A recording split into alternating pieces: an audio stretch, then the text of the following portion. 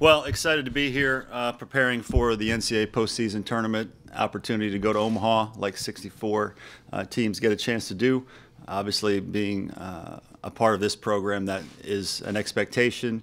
It's a goal. So happy that we have that opportunity. I think our team has earned it through a lot of ups and downs.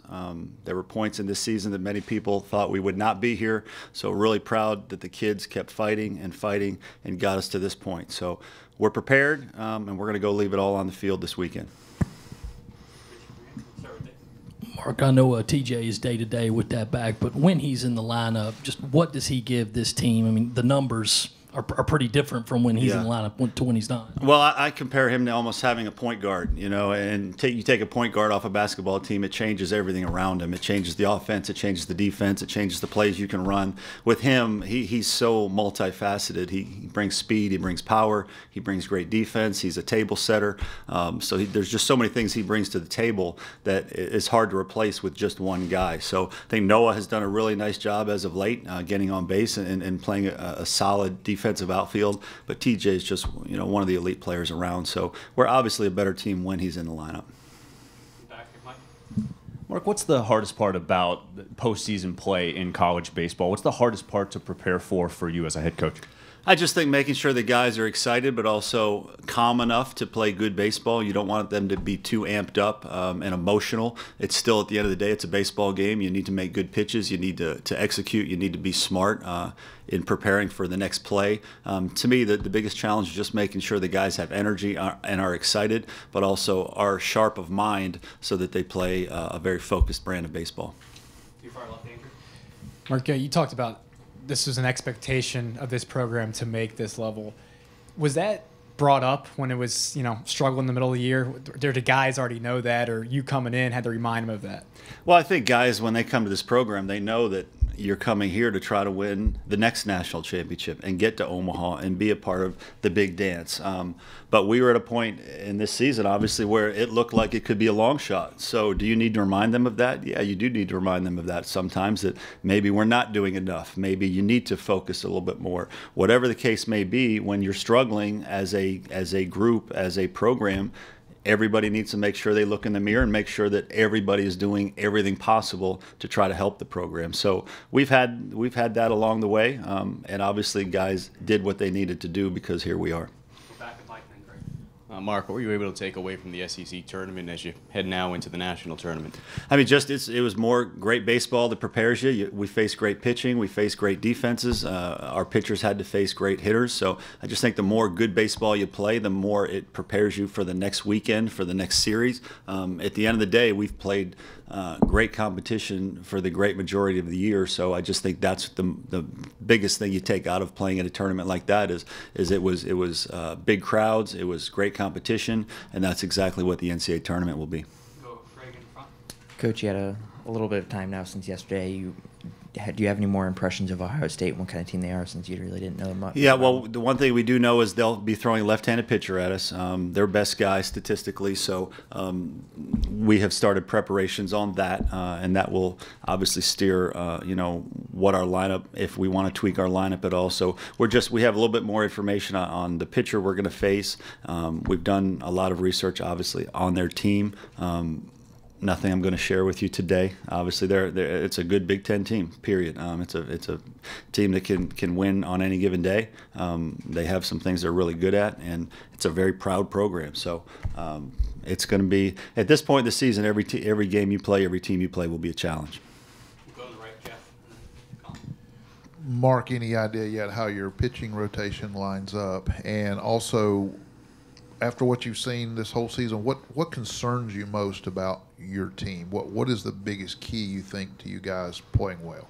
Well, to me, it all starts on the mound, and we're not prepared yet to name what our rotation will be for the weekend. I still think we're going to evaluate the matchups.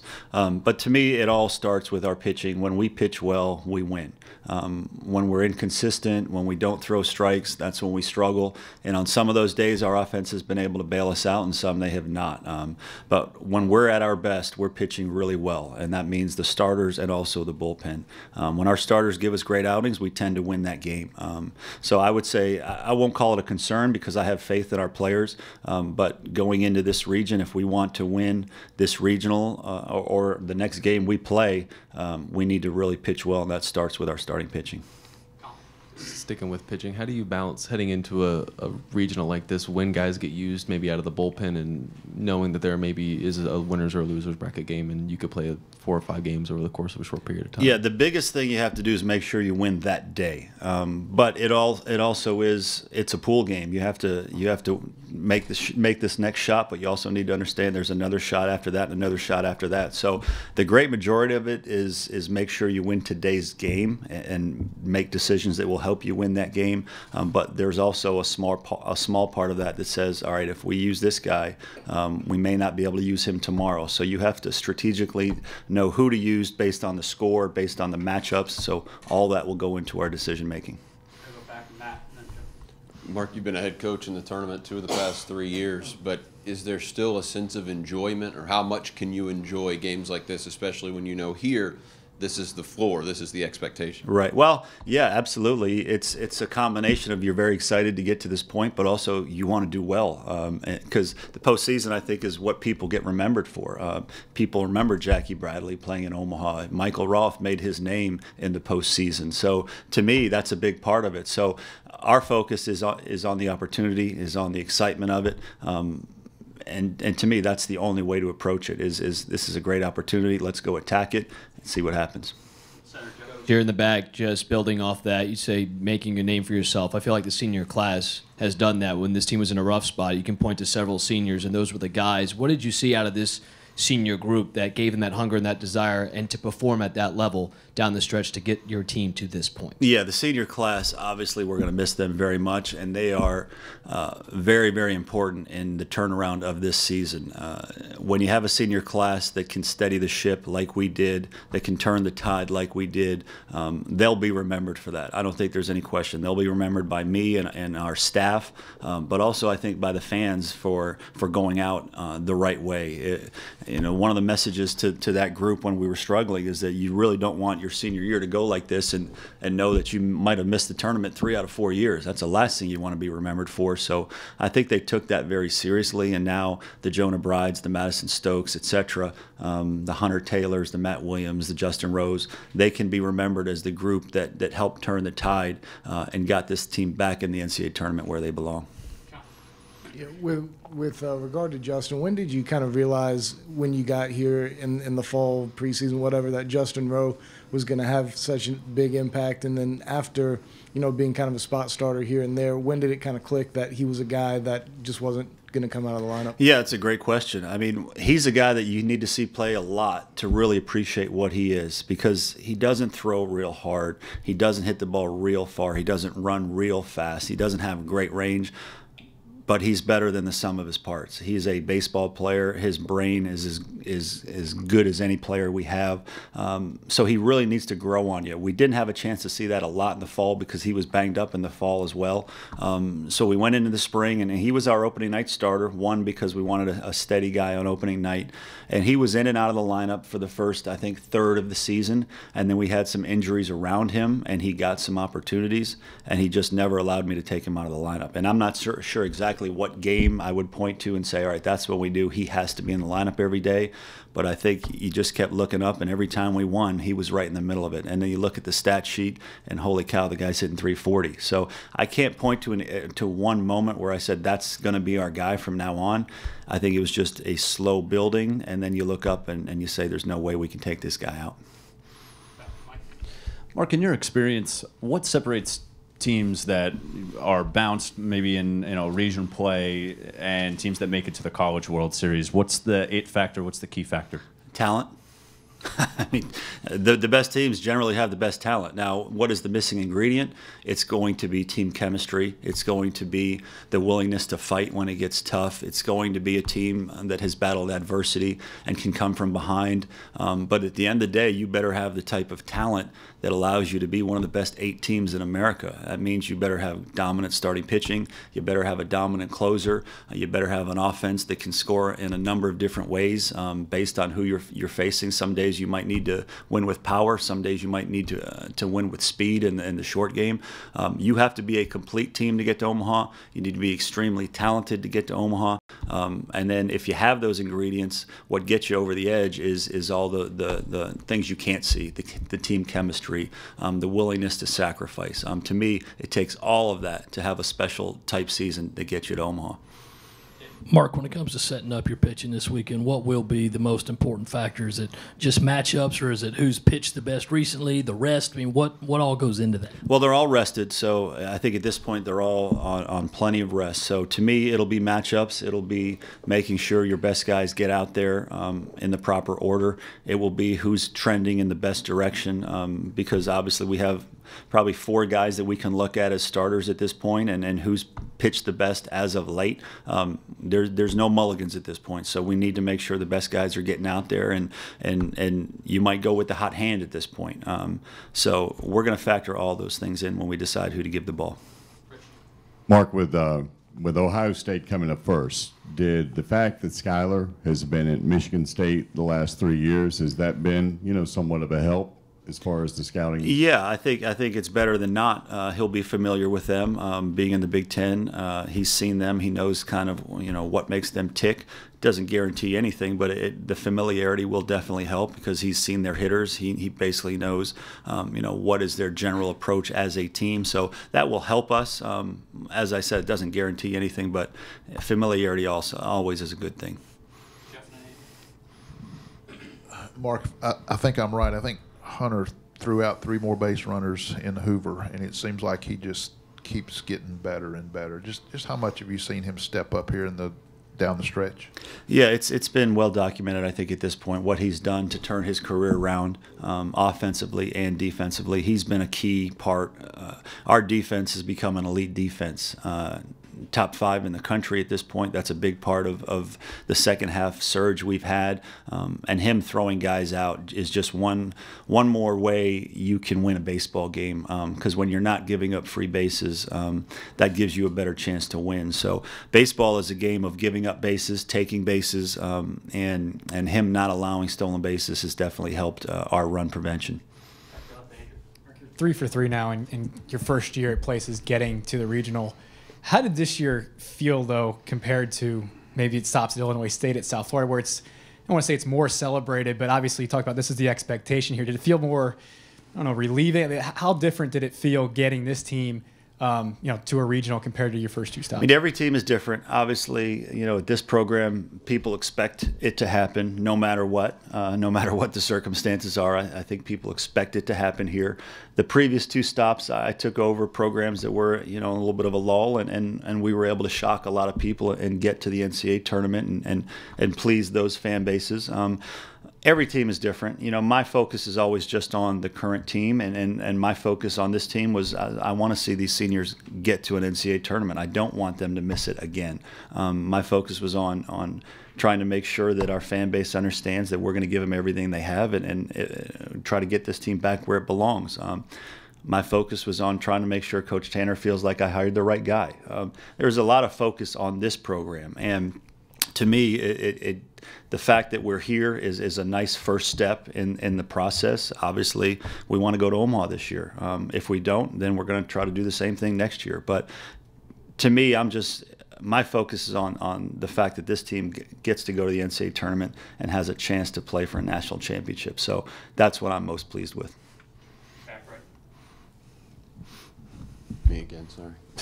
Sawyer Bridges, just what has he been able to do for you throughout the year, and how has he grown from what you saw at the beginning to where he is now? Kind of what do you expect from him this weekend? Yeah, he's another example of a guy we had to learn what makes him tick, what the best role was for him. If you look at his stats from last year to this year, you see significant improvement. So I think what we found with him is that the traits he has, which are great competitiveness, he has the ability to change speeds. He has the ability to throw strikes. but he also is not a guy that can give you 100 pitches in an outing. So you factor all that in, you say, all right, this is a good back of the bullpen type guy when it really matters. And so those are the spots we started to put him in, and he has thrived in that. So to me, that's part of what a program has to be, is you have to identify which guys fit in what roles, and then show confidence in them to do that. And that's exactly what's happened with him. What do you expect from him this weekend? Same role. I mean, if we have a chance late in the game, and obviously our bullpen now has had some guys really step up. The Lawsons of the world. Eddie is a back of the bullpen guy. Sawyer's a back of the bullpen guy. So a lot of that will be with who has pitched. Eddie, we've kind of gone to a little bit earlier in the game to try to solidify some things. But at this point, I would say Sawyer and Lawson are the two key guys in the back. Coach, you talk a lot about managing expectations. How much did you learn from that from Coach Morris at Miami? And I guess now that his career is over, what has he meant to you and to the game of college baseball? I mean, Coach Morris, and that's a great question. Coach Morris just finished his 25th and final year at Miami. Him and Rick Jones are the two most influential guys that I've ever had in my coaching career. And Coach Morris just coached his last game this past weekend. They didn't make the NCAA tournament, so I learned a ton from him. I've said it before, and I'll say it, for the rest of my career. My 2 years at Miami were the equivalent of getting a master's degree in coaching baseball. I learned everything that you could possibly need to learn from him. How to prepare, how to manage expectations. He used to say it all the time at Miami. Winning is a relief. Because people just expect it at the highest level, and they expect you to win every game like it's football. And baseball doesn't always work that way. So you have to try to manage it. You have to try to make sure you keep an even keel within the right intensity, but you have to keep an even keel through the ups and the downs. And he just prepared me for everything that you need to run a program like this. So that's somebody that I'll be forever in debt to, and hopefully he has a great retirement because he deserves it. A little bit of old news, but I wanted your thoughts on this anyway. You pointed out you have a top 5 defense in the country. Surprised, disappointed that you didn't have any players on the All-SEC defensive team or recognized All-SEC at all? Well, anytime your players don't get appreciation or recognition, you're disappointed for them. It's a great league, a lot of great players in this league. So, I mean, part of me understands that you just can't reward everybody that had a good year, but by the same token, I would have loved to have seen our guys get some recognition, because I think offensively, defensively, pitching-wise, we had some guys that really deserved it. But that's outside of our control, so we'll focus on the things we can control. Mark, after this SEC tournament, you're no stranger to all of the delays that come with these types of formats. I'm wondering what the key is to kind of keeping your team focused in these delays. Is it hard as a head coach? And then part 2 of this question, would you want to see any sort of change in the current format that we have, maybe to the SEC tournament and maybe the NCAA tournament going forward, with just this ridiculous amount of delays and weather delays and games getting pushed back? Yeah, well, I don't think I'm in any position now to start critiquing the SEC. I'm gonna get a few years under my belt before I even consider anything like that. So I think the SEC tournament's a tremendous event, and so I'll go on record as saying that. We can't control the weather, so I don't think that the man upstairs, I'm going to critique where he chooses to put the weather. I'm sorry. What was the beginning of that question? Yeah, the key to managing the dugout at that point is remind them that they're very fortunate to be there. I think things can be as simple or as difficult as you make them. If you want to sit there and feel sorry for yourself and say, man, this is so tough. It's not. We're playing baseball. We're on national TV. You're playing to go to Omaha. You know what? Deal with it. That's our attitude. Is we're playing baseball. When we can play, we'll play. To me, there's none of the negative stuff. There's just no room for it. It's not necessary. It doesn't make any sense. So when we get to play baseball, we'll play baseball. That's our mindset. Mike and Phil. Coach, I can recall after the first game of the season, you talked about how offensively you guys have a lot of confident guys at the plate, and that was maybe one of the things that kind of put you guys in a tough situation that night. Now when you look at this season, going into postseason play, what has changed in that sense? Is it just the way in which they channel that confidence? Because I'm sure the confidence is still there. Yeah, I mean, we're a team that the offense improved significantly this year. The pitching has held serve with all of our losses. I think at the end of the day, you have to be pretty pleased with where our pitching is, because it gave us a chance to get to the NCAA tournament, even though we lost 80% of our innings from last year. So I think you factor in the hitting has gotten significantly better, the pitching has held serve under the circumstances, and our defense has gotten significantly better. So I'm pleased with all three of those areas at this point. So now I just want to see us continue to play great going into the regionals. Plan on continuing to DH Madison, or could he get back out in the field at some point? At this point, he'll continue to DH. I just think it makes the most sense for our defense. Just don't want to mess with our defense a whole lot right now. It's just too good. It's been a big part of the solution this year. So that factored with Madison and the hamstring, I just think it makes the most sense.